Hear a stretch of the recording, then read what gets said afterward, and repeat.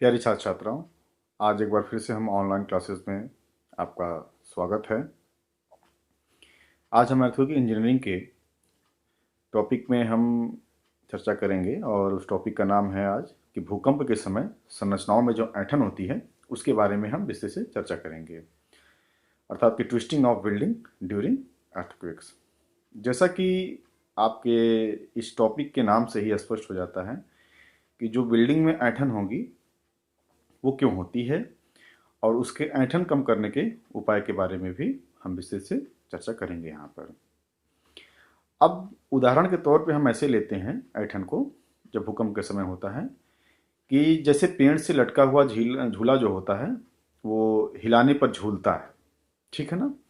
ठीक उसी प्रकार से जब धरती में कंपन पैदा होती है और जब भूकंप होता है उस समय भवन की भी कुछ ऐसी ही स्थिति रहती है।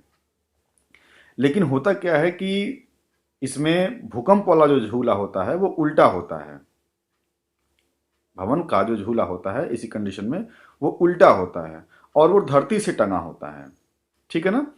तो जो भवन की दीवारें होती हैं और जो उसकी सतही जो झूले होते हैं उसकी जो रस्सियां होती हैं वो छत स्लैब जो होती है उसके पालने क्रेडल होती हैं वो, ठीक है ना।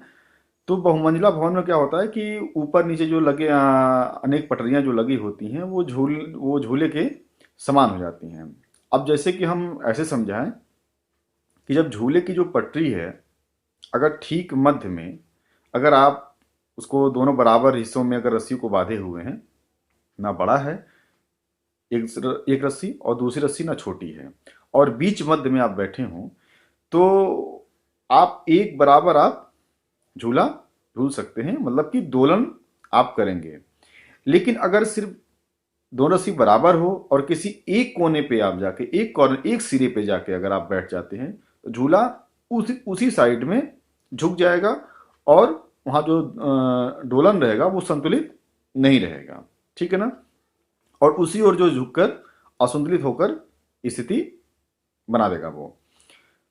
अगर हम क्या करते हैं कि रस्सी का जो हिस्सा है अगर वो हम छोटा बड़ा कर दें तो जिस हिस्से का जो रस्सी होगा वो जो बड़ा होगा उस साइड में जो झूला होगा वो उधर झूल जाएगा। तो ठीक इसी प्रकार क्या होता है कि यदि भवन का कोई भाग दूसरे की तुलना में अधिक द्रव्यमान रखता है तो भूकंप के समय वह भी असंतुलित होकर कंपन करेगा। मैं इस बात को एक बार और दोहराता हूं कि ठीक इसी प्रकार झूले की तरह से अगर यदि भवन का कोई भी भाग दूसरे की तुलना में अधिक द्रव्यमान रखता है तो भूकंप के समय वह भी असंतुलित होकर कंपन निश्चित ही रूप से करेगा। इससे भवन के फर्शों में क्या होता है कि जो क्षैतिज विस्थापन के साथ साथ ये पूरा रोटेशन भी उत्पन्न हो जाता है, ठीक है ना। और भवनों में ट्विस्टिंग आ जाएगी, ऐंठन आ जाएगी। अब आइए हम क्या करते हैं कि इस विषय पर थोड़ा सा और ध्यान देते हैं। अब क्या है कि यदि झूले की दोनों लटकन जो होती हैं जो आपको मैंने एग्जाम्पल में दिया उसको अब हम ऐसे समझते हैं कि यदि झूले का जो दोनों लटकन रस्सियां अगर समान लंबाई की नहीं है, एक छोटी है और दूसरी बड़ी है, तब भी पटरी के मध्य में बैठने पर भी झूला असंतुलित होकर दोलन करेगा।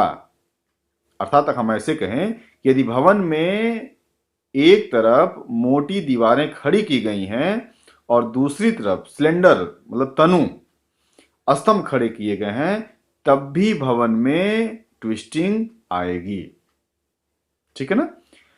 अब हम ट्विस्टिंग के बारे में हम समझ गए कि जो भवनों में जो ट्विस्टिंग होगी वो क्यों होती है और कैसे आती है। उसका एग्जाम्पल भी हमने झूले के रूप में लेकर आपको बताया गया। अब प्रश्न उठेगा कि जब ट्विस्टिंग हो जाती है या आ जाती है तो होता क्या है कि हम ट्विस्टिंग को कम कैसे करें, इसके भी उपाय होंगे।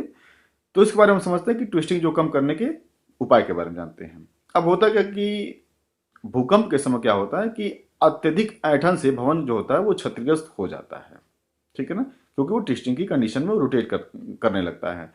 इसलिए जो भवन संरचना होती है अपनी संपूर्ण लंबाई चौड़ाई ऊंचाई में सिमेट्रिकल रहनी चाहिए, ठीक है ना।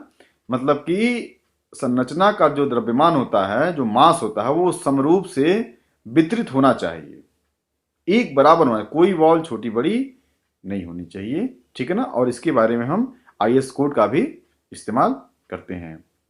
तो प्यारे छात्र छात्राओं, मुझे उम्मीद है आज आपको अर्थक्वेक के ट्विस्टिंग के बारे में, जो बिल्डिंग में ट्विस्टिंग होती है, अर्थक्वेक जब आता है उसके बारे में आपको समझ में आया होगा।